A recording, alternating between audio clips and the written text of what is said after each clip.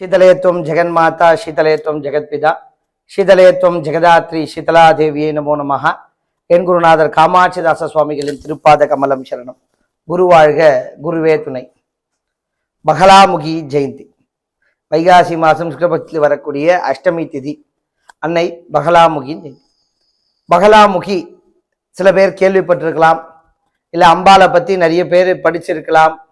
தசமகா வித்தையிலே காளி, தாரா, திரிபுர சுந்தரி, திரிபுர பைரவி போன்ற தேவிகளே 8வது சக்தியாக விளங்கக்கூடியவள் அன்னை பகலாமுகி. எவன் ஒரு வாழ்க்கையிலே வம்பு வழக்கு போன்ற விஷயங்களில் எல்லாம் ஈடுபட்டு கொண்டிருக்கிறார்களோ, அந்த மாதிரி சிரமமான சூழ்நிலையில் இருக்கக்கூடிய, பொதுவாகவே சனி தசை, 7.5 சனி, இந்த மாதிரி விஷயங்கள்ல இருக்கக்கூடியவங்களுக்கு இந்த மாதிரி வம்பு வழக்கு பிரச்சனைகள்ல தெரிந்தோ தெரியாமலையோ இந்த மாதிரி விஷயங்கள்ல சிக்கிடுவாங்க. இந்த மாதிரி சிக்கல்ல இருந்து மீண்டு வருவதற்காகவும், பூர்வீக சொத்து சம்பந்தமாக இருக்கக்கூடிய பிரச்சனைகள்ல இருந்து விடுபட்டு வர்றதுக்கும், இது மட்டும் இல்லாமல் வேறு ஏதாவது ஆபிச்சாரம், பில்லி சூன்யம் போன்ற விஷயங்கள் எல்லாம் அந்த மாயைகளுக்குள்ள யாரெல்லாம் சிரமப்படுறாங்களோ அவங்களாம் வெளியில வர்றதுக்கு ஒரு அற்புதமான ஒரு நாள் இந்த பங்களாமுகி ஜெயந்தி.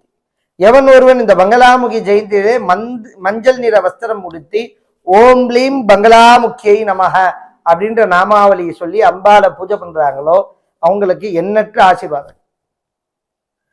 சுவாமி பங்களாமுகின்ற தேவி நம்ம தமிழகத்துல பெருசா எங்கேயும் இல்லை. நாங்க என்ன பண்றது, ஒன்றும் தம்பு இல்லை.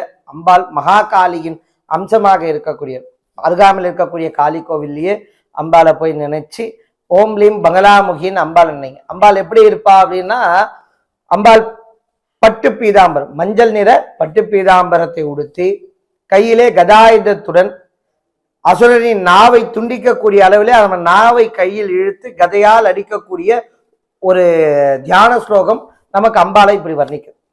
அப்போ நமக்கு எப்போதெல்லாம் நமக்கு எதிரிகளால அவர்கள் நம்ம மனசு புண்படக்கூடிய வகையிலையும், தவறான ஒரு வார்த்தைகளாலையும், இல்லை அவர்கள் நமக்கு ஆர்டர் போடுறது மாதிரி, உத்தரவு கொடுக்குற மாதிரி, நான் சொல்வதை மட்டும் செய்யு, டூ வாட் ஐ சே அப்படின்னு ஒரு அதிகாரி கிட்ட நம்ம பேச முடியாத அளவுக்கு சிரமமான சூழ்நிலை அகப்பட்டு இருக்கிறவங்க, ஒரு வீண் பழியில மாட்டிண்டு அதுக்கு எந்த விதமான சூழ்நிலையும் நமக்கு வழக்கை எடுத்து தொடுக்கிறதுக்கு கூட ஒரு வழக்கறிஞர் வச்சுக்க முடியாத சூழ்நிலை, நம்ம பக்கம் பலவீனமான சாட்சிகள், எது தரப்புல நமக்கு சாட்சிகள் இல்லைன்ற ஒரே காரணத்துக்காக நம்ம மேல எண்ணற்ற வழக்கில் அடிக்கின்றே போவாங்க.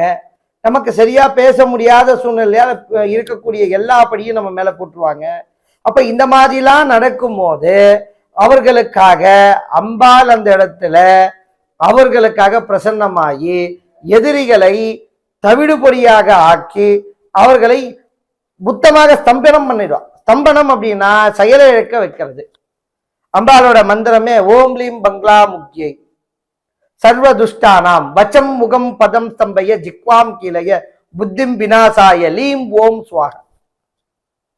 எதிரியோட மூளைய செயலை சொல்ற. அப்போ என்ன சாமி, ஒரு எதிரியை ஸ்தம்பனம் பண்றதா, அவரை சம்மாரம் பண்றதா, அதுக்கு அர்த்தம் அப்படி கிடையாது. ஒரு புத்தியில போயிட்டு அவனோட புத்திக்குள்ள போய் அம்பாள் ஸ்தம்பனம் பண்ணிடுறா. எப்பா அந்த அவர் பங்களாமுகி உபாசகர் என்னோட குழந்தை, அவரை நீ எதிரியா நினைக்காத, அந்த எண்ணத்துக்கான ஸ்தம்பனம். எதிரியை அழிக்கிறது கிடையாது, எதிரியா நம்மளை நினைக்கக்கூடிய எண்ணத்தை அம்பாள் அழிக்கிறார். நமக்கு எதிராக செயல்படக்கூடாது. உண்மைத்தன்மை, அம்மா என்னிடத்துல உண்மை இருக்கு, என்னிடத்துல உண்மை இருக்கு, நான் நியாயமா தான் இருக்க, இது தவறுதான் ஒரு புரிதலின் காரணமா என் மேல அவர் பகை கொண்டிருக்காரு அப்படின்னும் போது அந்த உண்மையை அவர்களுக்கு புரிய வச்சு நல்ல ஒரு சூழ்நிலையில நமக்கு சாதகமான தர்மத்தை நிலைநாட்டக்கூடிய இடத்துல அன்னை பங்களாமுகி. எல்லா தப்பும் பண்ணிட்டு என் பக்கம் கேஸ் ஜெயிக்கணும் அப்படின்னு போய் பங்களாமுகி காலில் விழுந்தா அது தவறு. அம்பாள் நிச்சயமாக ஒரு நாளும் அதர்மத்துக்கு துணையாக நிற்க மாட்டாள், தர்மத்துக்காக. தப்பு பண்றது தப்பு இல்லை, அந்த தப்பு இல்லைன்னு நினைக்கிறது தான் தப்பு. தவறு செய்தால் அதற்கு வருந்த வேண்டும், வருந்தினால் அதற்கு திருந்த வேண்டும். நீங்க வருந்தி திருந்திட்டாலே உங்களுக்கான தண்டனை நிச்சயமாக அம்பாள் இடத்திலிருந்து வராது. ஏன்னா ஒரு தவறு செய்து அந்த தவறு என்பதை உணர்ந்து பரிபூர்ணமாக இறைவனிடத்துல சரணாகதி அடைகிறத விட பெரிய ஒரு சாப விமோச்சனமே கிடையாது. ஆகையால எந்த ஒரு நியாயமாக இருக்கிறவர் மேல வீண்பழி செய்தாலும் தவறு செய்து அதுக்காக வருந்தினாலும் நிச்சயமாக உங்களுக்கு அந்த வழக்குல சாதகமான பலன் அம்பாள் இடத்துல உங்களுக்கு நிச்சயமா உண்டு. ஏன்னா ஒரு மனுஷன் ஒரு தண்டனை கொடுக்கறதே அவன் திருந்தி வருந்தணும்ன்றதுதான். எப்ப அதை ஒரு மனுஷன் உணர்ந்துட்டானோ நிச்சயமாக அவனுக்கு தண்டனை கொடுக்க வேண்டிய அவசியமே கிடையாது அப்படின்றதுதான் பகலாமுகியோட தன்மை. அம்பாளை போய் பரிபூர்ணமா சரணாகதி அடைஞ்சவர்கள் நியாயத்தின் பாதையிலும் தர்மவானா இருக்கக்கூடியவங்களுக்கு பெரிய ஆசீர்வாதம் உண்டு. பகலாமுகியை பற்றி அறிந்தவர்களுக்கு வாராகியை பற்றி சொல்ல வேண்டிய அவசியம் கிடையாது. வாராகி வேற பகலாமுகி வேற என்பதை நம்ம பிரிச்சே பார்க்க முடியாது.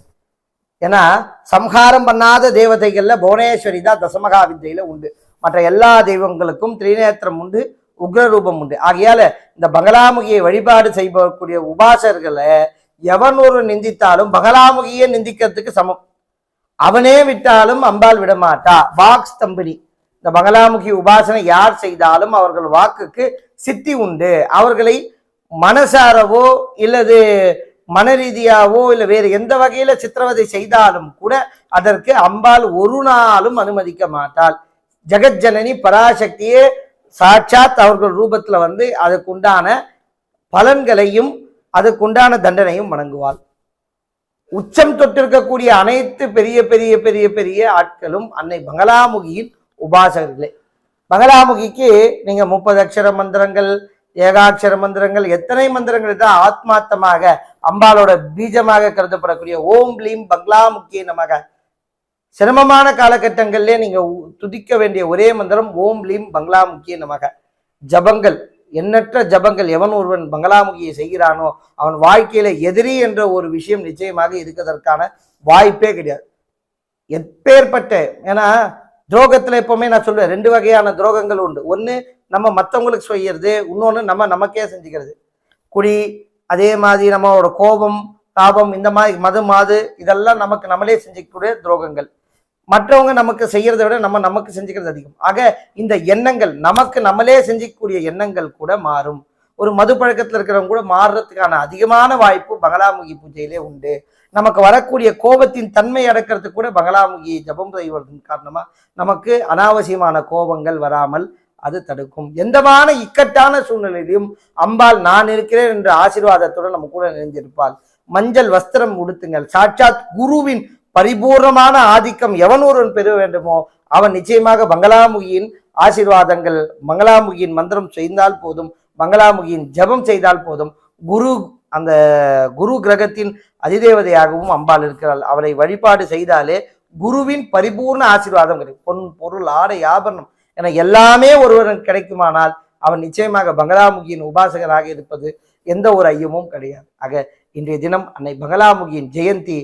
கூடுமான வரையிலே பகலாமுகியின் ஹோமமானது நடைபெற இருக்கிறது. மக்கள் அனைவரும் கலந்து கொண்டு அன்னை பகலாமுகியின் பரிபூர்ண ஆசீர்வாதங்கள் பெறுங்கள். அது மட்டுமல்லாமல் இந்த ஹோமத்தின் மந்திரங்களை கேட்பதே பெரிய ஆசீர்வாதம். ஏன்னா அதர்வண வேதத்துல ஒவ்வொரு விஷயங்களுக்கும் ஒரு அளவுகோல் உண்டு. ஒரு நீர் அப்படின்னா அந்த நீரை 1 லிட்டர் அப்படின்னு நம்ம சொல்லுவோம். இதே ஒரு அரிசி அப்படின்னா 1 கிலோ அப்படின்னு நம்ம சொல்லுவோம். ஆகையால இந்த மாதிரி ஒரு மனுஷனை தெய்வம் பார்க்குது அப்படின்னா அதுக்கு ஒரு அளவுகோல் உண்டு. அந்த அளவுகோல் என்ன அப்படின்னு பாத்தீங்கன்னா, எப்போ ஒரு மனிதனுக்கு வேத மந்திரங்கள் கேட்க பிடிக்குதோ, எப்போ பூஜைகள் நடக்கக்கூடிய இடங்கள்ல ஒரு மனுஷன் இருக்கானோ, எப்போ அவனுக்கு ரிப்பீட்டடா இறைவனோ இருக்கக்கூடிய இடங்கள்ல போய் வழிபாடு செய்யணும்னு தோணுதோ, அப்போ இறைவன் அவனை கண் திறந்து அவனை பார்க்கறான்னு அர்த்தம். இதை நான் சொல்லல, வேதங்கள் சொல்லுது.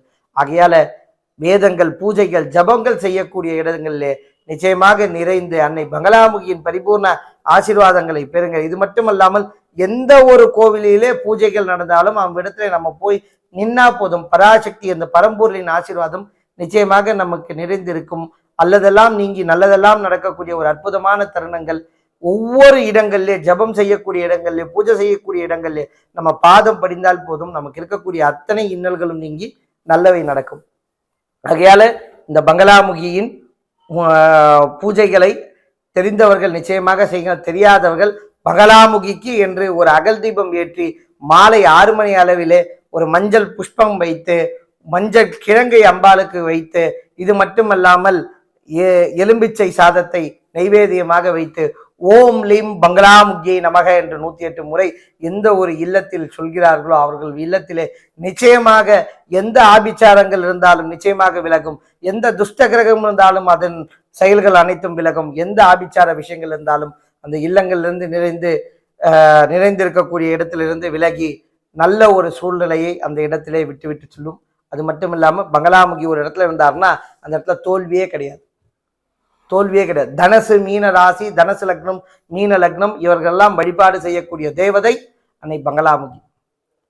இந்த பராசக்தியின் ஒரு நிஜத்தோன்றல், மாயைகளை மாற்றக்கூடியவள் இந்த பங்களாமுகி. ஆகையாலே பங்களாமுகியின் நாமத்தை சொல்லுங்கள். பங்களாமுகியின் பெயராலே இன்று மாலை ஒரு அகல் தீபம் ஏற்றி மஞ்சள் கிழங்கை வைத்து மஞ்சளாலே ஓம் லீம் பங்களாமுகி என்று அர்ச்சனை செய்து அந்த மஞ்சளையே எடுத்து நீரிலே கலந்து அனைவரும் பிரசாதமாக வீட்டில் இருக்கக்கூடிய அனைவரும் அருந்தினால் நோயற்ற வாழ்வும் குறைவற்ற செல்வமும் கிடைக்கும்.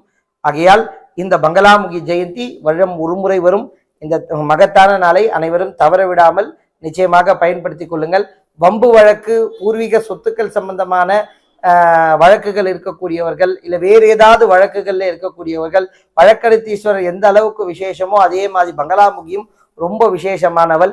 இந்த நாளை பயன்படுத்தி கொண்டு தனக்கு சாதகமாக எல்லா அம்பாளின் ஆசீர்வாதங்களையும் பெற்று நீங்கள் சந்தித்து கொண்டிருக்கக்கூடிய வழக்கிலே வெற்றி மாலை சூட இது ஒரு மகத்தான தருணம்.